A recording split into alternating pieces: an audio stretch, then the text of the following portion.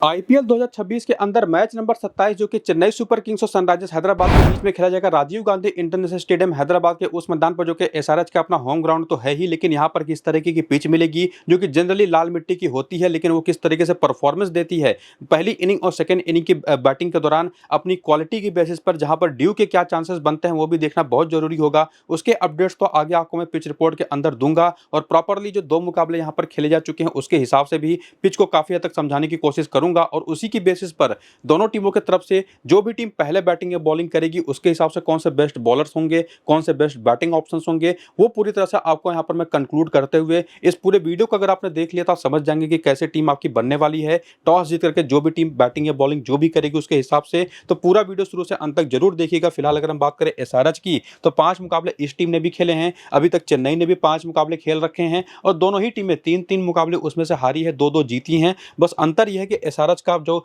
Net run rate है वो positive में है, तो ये नंबर 4 पर है पॉइंट्स टेबल में, वहीं पर नेगेटिव नेट रन रेट लेकर के जो सीएसके की टीम है नंबर 8 पर है। और दोनों ही टीमों की जो सबसे बड़ी कमजोरियां निकल करके आई है इस पूरे सीजन के दौरान वो उनकी बॉलिंग रही है। लेकिन पिछले जो मैचेस खेले हैं इन दोनों ही टीमों ने बेसिकली, दोनों टीमों के पिछले मुकाबलों में इनकी बॉलिंग ने काफी हद तक इनको वापसी दिलाई है। नए नए बॉलर्स यहाँ पर निकल कर के आए हैं, खास करके सनराइजर्स की तरफ से, वो तो आप जानते भी होंगे, आगे आपको मैं बताऊंगा भी। लेकिन अगर शुरुआत करें राजीव गांधी इंटरनेशनल स्टेडियम हैदराबाद के इस मैदान से, जहां पर ऑलरेडी 2 मुकाबले खेले जा चुके हैं। पहले वाले मैच में जहां पर लाल मिट्टी की ही पिच थी, सेकंड वाले मैच में भी लाल मिट्टी की ही पिच थी, जनरली लाल मिट्टी की ही पिच यहां पर होती भी है, और यहां पर ज्यादातर बैटिंग करने वाली, सेकंड बैटिंग करने वाली टीमें मैचेस जीती हैं। पिछले 7 मुकाबलों में से 5 बार वो आंकड़े गए हैं सेकंड बैटिंग करने वाली टीमों के पक्ष में, और इन्हीं 7 मैचेस में अगर आप देखेंगे तो 16 विकेटें केवल स्पिनर्स को हैं, और जबकि तेज गेंदबाजों को मिली है 65 विकेटें, और उसमें से भी 40 विकेटें पहले ही इनिंग के अंदर। तो ये नंबर्स ही काफी हद तक आपको क्लियरली समझा देते हैं कि क्यों सेकंड इनिंग में बैटिंग करना किसी भी टीम के लिए फेवरेबल होता है।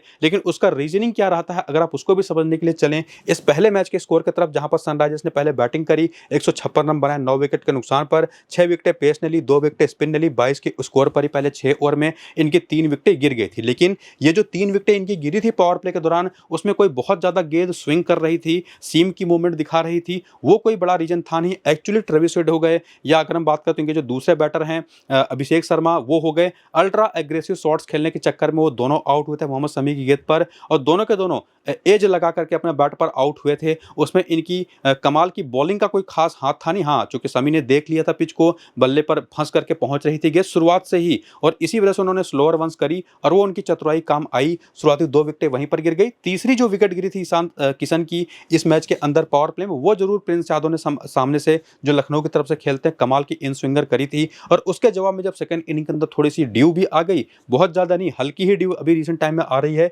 और उसका फायदा लखनऊ के बैटिंग ने उठाया। दिक्कत इनको भी हुई स्कोर को चेज करने में, 160 रन बना दिए थे 5 विकेट के नुकसान पर, 3 विकेट स्पिनर्स लेकर के गए थे। पावर प्ले में इनकी शुरुआत बहुत अच्छी हुई थी, लेकिन मैच को जीत गए, और सिमिलर वही चीज आपको सेकंड मैच में भी होता दिखाई पड़ा। लेकिन यहां पर एक प्लस पॉइंट यह रहा कि शुरुआत बहुत तगड़ी थी सनराइजर्स हैदराबाद की, पहले 6 ओवर में तो 51 रन बना ही दिए थे, और उसके बाद भी इनका एक्सेलरेशन जारी रहा था। बाद में जब ये टीम लग रहा था कि 250 के करीब पहुंच जाएगी, 216 पर ही रुक गई, और उसके बाद सेकंड इनिंग में ओस आई ही नहीं। हालांकि ओस आती भी तो कुछ खास वहां पर असर होता नहीं, क्योंकि शुरुआत जो राजस्थान की हुई थी, अगर आप देखें तो 40 के स्कोर पर 5 विकेटें गिर गई थी।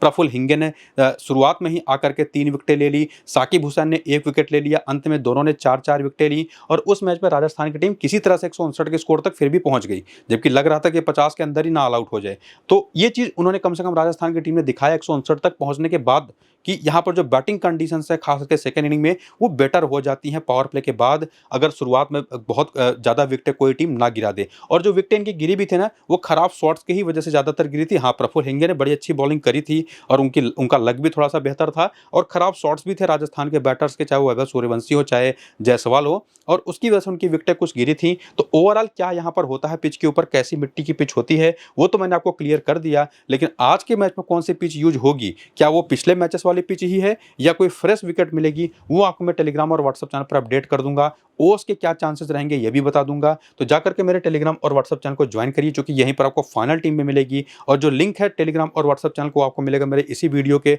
डिस्क्रिप्शन में, और कमेंट बॉक्स में जो पिन किया हुआ कमेंट है वहां पर जाकर के नीचे जल्दी से क्लिक करिए लिंक्स को और ज्वाइन हो जाइए। आगे आइए बात करते हैं यहाँ पर जो विजिटिंग टीम है चेन्नई की। सबसे पहले एक तो इनकी तरफ से एक बड़ा अपडेट आया है कि खलील अहमद, अभी जब मैं वीडियो बनाना शुरू ही कर रहा था तभी मैंने अपडेट देखा कि खलील अहमद बाहर हो चुके हैं आईपीएल 2026 से, और उनकी जहां पर जो इनके पास बेंच पर ऑप्शन मौजूद है, एक तो रामकृष्ण घोष है, वो right hand medium fast bowler है, चूंकि इंडियन प्लेयर बाहर हुआ तो कोई इंडियन प्लेयर ही खेलेगा। और एक ऑप्शन है मुकेश चौधरी, जो कि लाइक टू लाइक रिप्लेसमेंट के तौर पर मुझे लगता है कि प्लेइंग 11 में खेल जाएंगे। पहले चेन्नई के लिए खेलते भी रहे और बढ़िया स्विंग बॉलिंग कर भी लेते हैं। और बाकी बैटिंग ऑर्डर जो प्लेइंग 11 के साथ रहेगी वो तो मुझे कुछ हद तक वही दिखाई पड़ रही है, क्योंकि पिछले मैच में इनके बॉलर्स ने एक्चुअली बॉलिंग भी अच्छी करी थी, तब जब स्पिन भी मिल, अब चूंकि मैचेस लगातार आगे होते चले जा रहे हैं, पिचेस यूज्ड होती चली जा रही हैं, तो वहां से अब जो ग्रिप मिल रही है उसका फायदा नूर अहमद ने भी पिछले मैच में उठाया। और अंशुल कंबोज थोड़ी सी पिटाई झेल रहे थे, लेकिन बॉलिंग लगातार अच्छी कर रहे थे, विकेटें निकाल करके दे रहे थे। और बाकी अब तो डेवाल्ड ब्रेविस भी टीम में आ गए हैं। और एक और बड़ी खबर है इस टीम के लिए कि मुकेश चौधरी, जो आपको मैंने बताया कि खेलेंगे,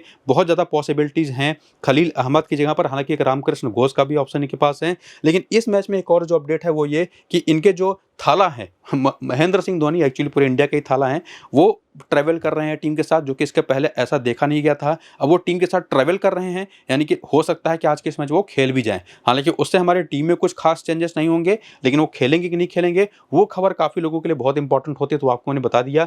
बाकी इनके जो बॉलिंग पिछले मैच में हुई थी उसमें खलील को हटा करके वहां पर आप मुकेश चौधरी को कंसिडर कर सकते हैं। पावर प्ले की बॉलिंग करेंगे, एक आध और डेथ की आकर के कर देंगे। और बाकी अंशुल कंबोज हो गए, जो कि 2 ओवर तो मिनिमम पावर प्ले के और 2 ओवर डेथ के करेंगे ही करेंगे। अकील हुसैन के जो ओवर्स हैं, नूर अहमद के जो ओवर्स रहे थे, गुरजपनीत ने 2 ओवर किया था, जेमी ओवरटन कमाल की हिट द डिग बॉलिंग कर रहे हैं। और जब गेंद पुरानी हो जाती है तो उसका पूरा फायदा उठाते हैं। और एक्चुअली में जेमी ओवरटन की जो बॉलिंग होती है वो गेंद को और पुराना करती भी है, और उसकी वजह से अंशुल कंबोज को भी फायदा मिलता है। और बाकी करियर के आंकड़े भी अगर आप देखना चाहें चेन्नई के प्लेयर्स के, तो वो भी पूरा यहाँ पर आप वीडियो को रोक करके देख सकते हैं। अब आगे बढ़ते अगर आप रिसेंट फॉर्म की बात करें, जो कि ज्यादा इंपॉर्टेंट है मेरे हिसाब से, क्योंकि इस सीजन में जो 5 मुकाबले चेन्नई की टीम ने खेले हैं और उसमें से जो 2 मुकाबले जीते हैं और 3 हारे हैं, उसकी जो परफॉर्मेंस रही है इनके बैटर्स बॉलर्स की, वो आपको दिखाई पड़ेगी। जिसमें एक चीज तो आपको मैं वीडियो को शुरू में ही कहा था कि दोनों टीमों की बॉलिंग उनको लेट डाउन करती दिखाई पड़ी है, और उसमें बैटिंग जो रही है वो फिर भी ठीक रही है। लगातार 200 प्लस का स्कोर खड़ा कर रही चेन्नई की टीम, जिसमें संजू सैमसन ने 2 लगातार बढ़िया पारियां पिछले 2 मैचेस में खेली दी हैं। हालांकि उसके पहले के 3 मैचेस में फ्लॉप साबित हुए थे, और ऋतुराज गायकवाड़ से रन बन ही नहीं रहे बेसिकली। इवन फील्डिंग का पर भी अब इसका असर इनका जा रहा है, कप्तानी भी उतनी बेहतर नहीं कर पा रहे, लेकिन वो चीज पिछले मैच में उन्होंने सुधार करी।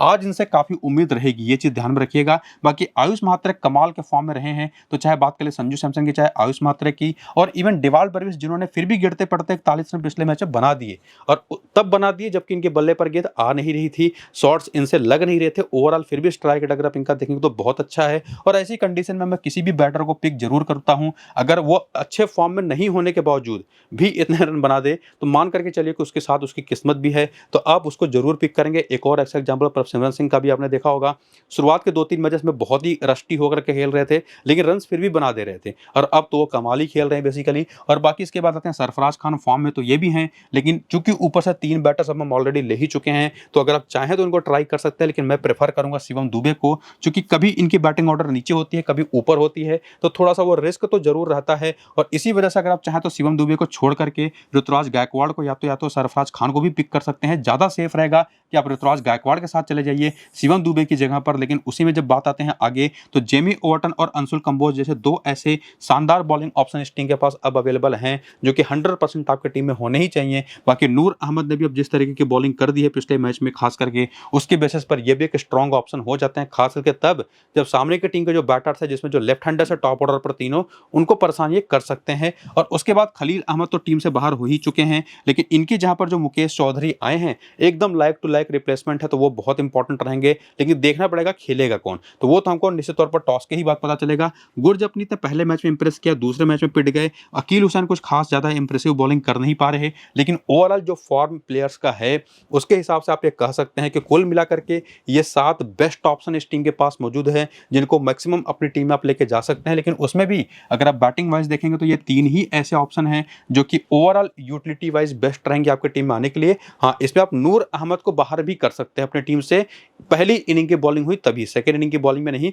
हालांकि सेकंड इनिंग की बॉलिंग में अगर ओस आती है तो वहां पर भी आप ड्रॉप कर सकते हैं, तो ओस का अपडेट आपको देखना पड़ेगा। अगर ओस आने के चांसेस हुए तो पहली इनिंग की बॉलिंग में ट्राई कर लीजिएगा, नहीं हुए तब सेकंड इनिंग की बॉलिंग में ट्राई कर लीजिएगा, वरना अगर आप इनको ओवरऑल ड्रॉप ही कर रहे हैं तो कोई एक एक्स्ट्रा बैटर ऐड कर लीजिएगा। ये चीज़ आप कर सकते हैं और उसमें से किसको ले सकते हैं वो भी मैंने आपको यहाँ पर बता दिया है। बाकी आगे बढ़ते हुए हेड टू हेड के आंकड़े देखें तो संजू सैमसन की इस टीम के खिलाफ यानी कि हैदराबाद के खिलाफ 45 का बैटिंग एवरेज है, तो 56 का ऋतुराज गायकवाड़ का भी है। बाकी महात्रे तो एक मैच में 30 रन बना रखे हैं, बाकी ब्रेविस के भी एक मैच में 42 रन है। नंबर सरफराज खान के भी अच्छे हैं, 4 मैच में 2 बार नॉट आउट रहे हैं तो 38 का एवरेज है। बाकी शिवम दुबे के नंबर थोड़े से खराब हैं। और उसके बाद आते हैं यहाँ पर बॉलिंग में, तो नूर अहमद के 3 मैच में 3 विकेटें हैं, कंबोज के 2 मैच में 2 विकेटें हैं। खलील नंबर्स जरूर इनके पास इनके अवेलेबल है यहाँ पर, लेकिन वो तो खेल नहीं रहे तो उनके नंबर्स देखने की जरूरत है नहीं। लेकिन जब टॉस हो जाएगा ना तब मैं आपको मुकेश चौधरी या रामकृष्ण घोष या जो भी खेलेगा खलील की जगह पर उस टाइम पर उसके बारे में बताऊंगा। अभी बताने का कोई फायदा है नहीं क्योंकि अभी हमको पता ही नहीं है कि कौन खेलेगा उनकी जगह पर। ये देखना पड़ेगा कि किसको ये लोग ट्राई करते हैं या किसी फॉरेन प्लेयर को भी लेकर के आ सकते हैं, जैसे स्पेंसर जॉनसन का भी एक इनके पास ऑप्शन मौजूद है। चूंकि अगर आप पूरे इनकी प्लेइंग 11 जो पिछले मैच में खेली थी अगर आप उसको देखें ना तो यहाँ पर इनके पास एक थे यहाँ पर नूर अहमद, दूसरे थे जेमी ओवरटन, तीसरे थे डिवाल्ड ब्रेविस। ये 3 ही इनके पास जो फॉरेन प्लेयर्स थे जो कि प्लेइंग 11 के अंदर खेल रहे थे, तो चांस पूरे हैं कि कोई डोमेस्टिक प्लेयर को ना खिला करके ये लोग कोई इंटरनेशनल प्लेयर खिला लें। तो उसमें इनके पास एक मैट हेनरी का भी ऑप्शन है और स्पेंसर जॉनसन का भी ऑप्शन है। बाकी आप वेन्यू के नंबर्स जरूर देख करके रखिए, जहां पर सैमसन बहुत ही बढ़िया खेलते हैं लेकिन यहीं पर गायकवाड़ 2 मैचेस में फेल रहे हैं। ज़्यादा नंबर्स आपको सैंपल साइज के तौर पर देखने को मिलेंगे नहीं, लेकिन जो भी है वो आपके सामने है। और पहली इनिंग की बॉलिंग में तो स्विंग बॉलर्स यहाँ पर हमेशा इंपॉर्टेंट होते हैं। और उसके बाद यहाँ पर आते हैं प्लेयर बैटल की तरफ, तो एक तो बाएं हाथ के तेज गेंदबाजी जो है वो इस टीम के खिलाफ काम करेगी।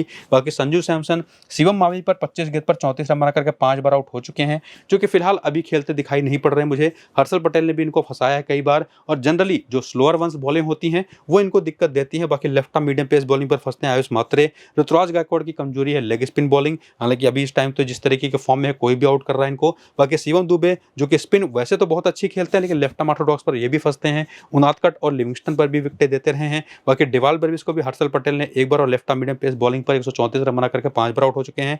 जेमी ओवरटन के भी आंकड़े आपके सामने हैं। तो स्पिन खेलने को लेकर के जो फॉरेन प्लेयर्स की कमजोरियां हैं वो तो एविडेंट है। बाकी बाएं हाथ के तेज गेंदबाजी वो भी सामने वाली टीम के खिलाफ काम आती है। हालांकि अगर आप सामने आकर के ये जो दूसरी टीम है हैदराबाद की, जिनके पास ऑप्शंस तो बहुत सारे हैं, बेंच पर हैं फिलहाल बाएं हाथ के तेज गेंदबाज के तौर पर, तो वो अगर खेलते हैं उसमें से कोई तब तो वो ऑप्शन हो सकता है बेहतर। लेकिन ऐसा कोई जो बाएं हाथ का तेज गेंदबाज है ना वो ऐसा कोई कमाल का स्विंग बॉलर नहीं है कि परेशान कर पाए चेन्नई के बैटर्स को। तो फिलहाल अभी जो इनकी प्लेइंग 11 पिछले मैच में खेली थी उसमें ईशान मलिंगा थे, साकिब हुसैन थे, प्रफुल्ल हिंगे थे। इन तीनों ने मिल करके सामने वाली टीम जो थी राजस्थान उनकी बैटिंग के चूल्हे हिला दी थी। बेसिकली इन तीनों ने ही मिलकर के 10 की 10 विकेटें निकाल दी थी। 4-4 विकेट उसमें साकिब हुसैन और प्रफुल्ल हिंगे ने लिया था।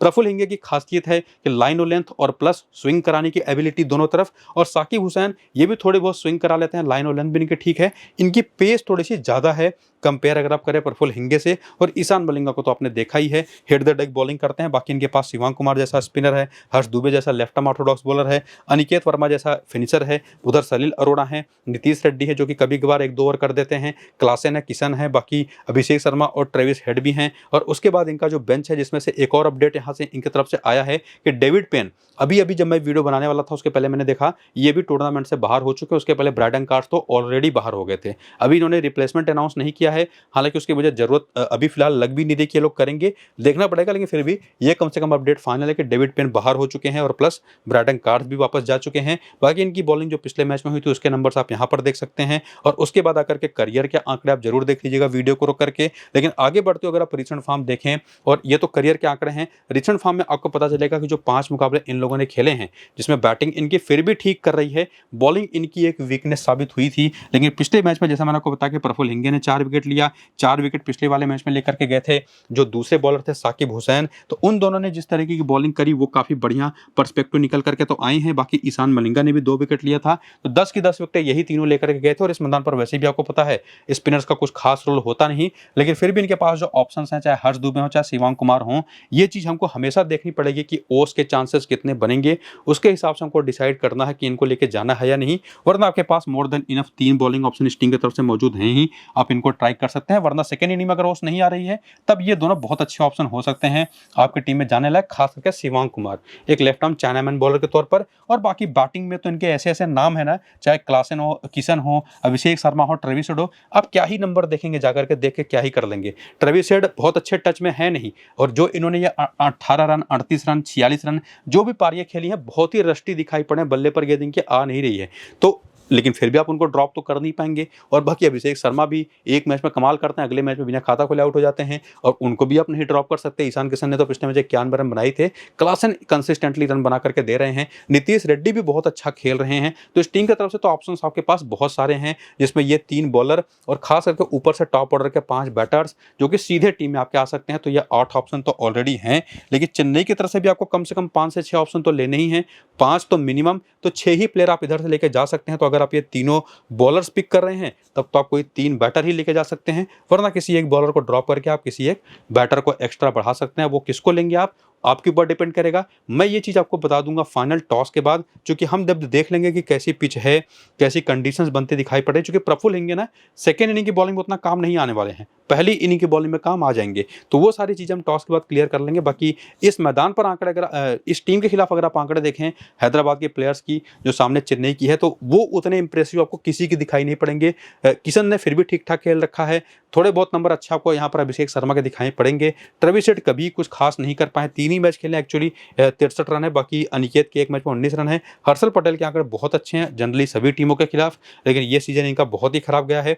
बाकी वेन्यू के आंकड़े देखें तो अपने होम ग्राउंड पर ये प्लेयर्स हमेशा बेहतर करते हैं टॉप ऑर्डर से। अभिषेक शर्मा का केवल 26 का एवरेज है, लेकिन बाकी सभी का 30 के ऊपर या 50 के ऊपर का भी एवरेज है। और बॉलिंग में देखेंगे तो यहीं पर प्रफुल्ल हेंगे ने और साथ ही साथ जो दूसरे बॉलर खेले थे साकिब हुसैन ने पहले ही मैच में 4 विकेट ले लिया। और बाकी यहाँ पर तो आपको है ईशान मलिंगा के 5 में से 7 विकेट हैं, हर्षल पटेल उनादकट के भी आंकड़े आप देख सकते हैं, हर्ष दुबे के नंबर देख सकते हैं। तो ये सारे आंकड़े मौजूद तो हैं, जिसका जो भी रोल है वो आपको मैं क्लियर कर चुका हूं पीछे। बाकी प्लेयर बैटल भी आपके सामने, जिसमें चूंकि मुकेश चौधरी के खेलने के चांसेस काफी अच्छे हैं, खलील अहमद खेलते रहे हैं। तो एक जो वीकनेस आपको यहाँ पर दिखाई पड़ेगी, हालांकि खलील अहमद आज नहीं खेल रहे, लेकिन एक चीज आपको पता चलेगी कि बाएं हाथ के तेज गेंदबाज वो इस टीम के बाएं हाथ के बल्लेबाजों को भी परेशान करते रहे हैं। चाहे वो मुकेश चौधरी का ऑप्शन आप ले लें, चाहे खलील अहमद का, जो कि आपको ईशान किशन के सामने भी, अभिषेक शर्मा के सामने भी, इवन ट्रेविस हेड भी नंबर्स में दिखाई नहीं पड़ेगा, लेकिन ये काफी हद तक स्विंग होती बाएं हाथ के तेज गेंदबाजी के खिलाफ दिक्कत में आते हैं, जिनको स्पिनर भी परेशान करते हैं काफी हद तक। और स्पिनर्स में लेफ्ट आर्म ऑर्थोडॉक्स बॉलिंग परेशान करती है अभिषेक शर्मा को, और leg spin bowling Ishan Kishan को।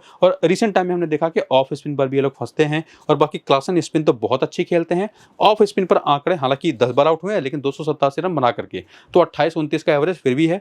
बाकी left arm medium pace bowling को थोड़ा सा परेशान करती है, और वो left arm medium pace bowling कौन कौन सी थी सामने की टीम में ऑलरेडी आपको बता चुका हूं। बाकी ये भी काफी हद तक क्लियर हो चुका है कि हैदराबाद की टीम फिलहाल, चाहे बैटिंग से बात करें चाहे बॉलिंग पर्सपेक्टिव से बात करें, दोनों को कंपेयर अगर आप करें तो चेन्नई की टीम एक्सपीरियंस वाइज थोड़ा सा बॉलिंग में आगे दिखाई पड़ रही है। बैटिंग उनकी भी काफी अच्छी है, लेकिन उतने अच्छे टच में नहीं है बैटर्स। वहीं पर अगर आप हैदराबाद की तरफ आएंगे तो सेम केस इनका भी बनता है, हालांकि एक्सपीरियंस वाइज ये टीम, इनकी बॉलिंग काफी पीछे चली जाती है। तो देखना पड़ेगा टॉस का अपडेट, उसी पर काफी हद तक चीजें डिपेंड करेंगी। अब चूंकि होम ग्राउंड है एसआरएच का, तो ये टीम आप मान सकते हैं थोड़ी सी आगे है, लेकिन किस टीम के पहले बैटिंग बॉलिंग क्या होगी, वो उसके क्या चांसेस बनेंगे, पिच कैसी होगी, वो सबसे इंपॉर्टेंट होगा। और वहीं पर डिसाइड हो पाएगा कि कौन सी टीम यहाँ पर फेवरेट है। वो आपको मैं टेलीग्राम और व्हाट्सएप पर बताऊंगा ही, अपनी फाइनल टीम में दूंगा। तो नीचे डिस्क्रिप्शन और पिन कमेंट में जो लिंक है उसकी मदद से क्लिक करके टेलीग्राम और व्हाट्सएप को जल्दी से ज्वाइन कर लीजिए और वीडियो शुरू तक पूरा देखिए। फिलहाल इसको यहीं पर करेंगे खत्म, चलते हैं, नमस्कार।